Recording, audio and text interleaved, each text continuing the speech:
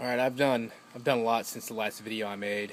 I just put up the trusses here for the shed, and I've made the other four trusses. So since the building is 12 feet in length, I had to make 5 trusses, and the trusses on each end I also installed these 2x4s for extra support here, and to make it a little bit more solid so it doesn't wobble. And so I did that on this one, which is the front, and then that one over there on the back. And then you can see I used those plates here to connect the bottom 2x4 to the top, as well as where they meet in the middle. And then I used 2-inch nails, put 3 nails on each side of the plate to secure it. And then on some of the ones where I had a little bit of issues with my angles, I just used some shims to make that joint a little bit stronger. Probably not the best way to do it, but I don't anticipate it being an issue. You can see most of actually all of the cuts I made for the bottom are pretty much on. I think I had to use a shim on one of them. The way I cut these, this bottom plate here, right here, this is a 10-foot 2x4, because obviously the width of my building is 10 feet. Made a 60-degree cut there, and then it's 30 degrees up here. And the reason why I did that, I didn't want to have to just determine a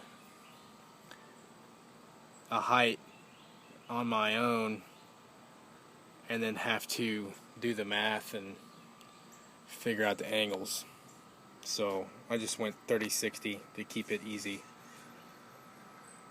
Then I use these rafter plates. The other one's actually on the other side on that, to secure it to the top plate here. And then the end piece will have the same one, and then these will have a different plate right here.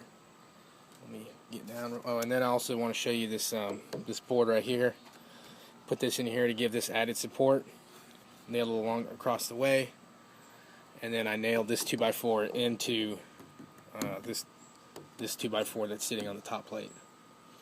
I ensured that these were level. What I did is I took some 2x4 scrap, put a piece of sheathing, scrap sheathing, to make up for the gap there.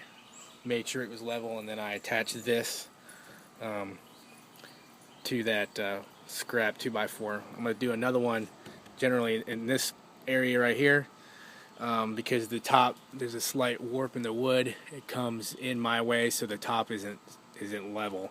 It's level here. I'm sorry, it's plumb here, but as further you go up, this is bowed my way, so I gotta push it outside. Let me get down this ladder real quick.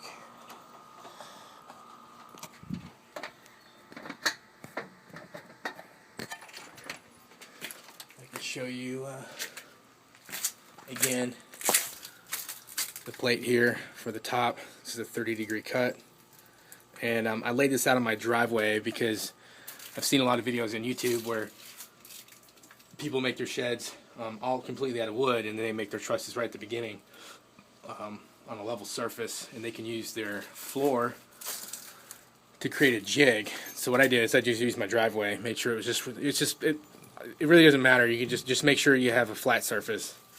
That's what you're going for. And then I laid all the pieces on top of this, matched everything up, made sure all the cuts were the same. And I did a dry fit on the first one. I made sure it fit on the side, the back, and then on the front, and I mirrored everything else off of that. So that's how that all went together. And tomorrow, I'm looking to have the rest of these up and done so I can start putting sheathing on. And I'll have more video on that when I get to it. But yeah, this is what it looks like up front. I had to use a shim there just to make sure it's a little even, or to make sure it was level across the board.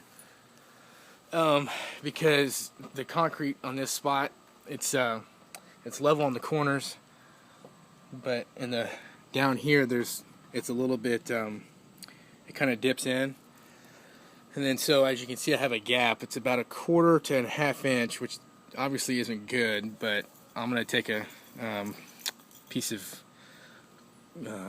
sheathing or two and fill this gap. But this is level, and so I just want to give a little bit more support in the middle. And also these plates here, they can make it difficult for these boards to sit level, so you want to make sure you come in with a hammer and knock those down.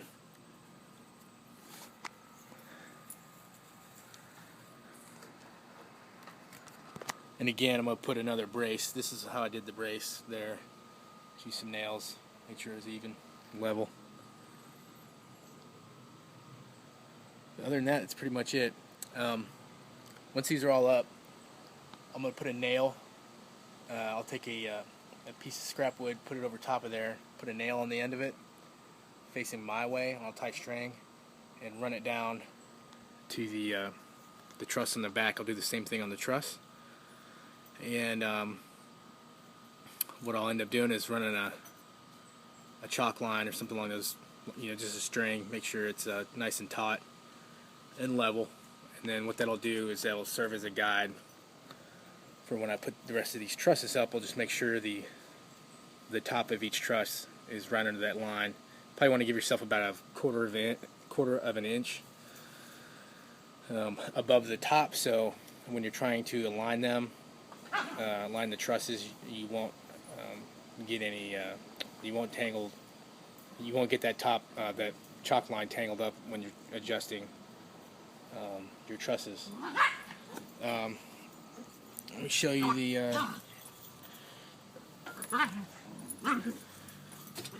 the plates I'm using, the rafter ties.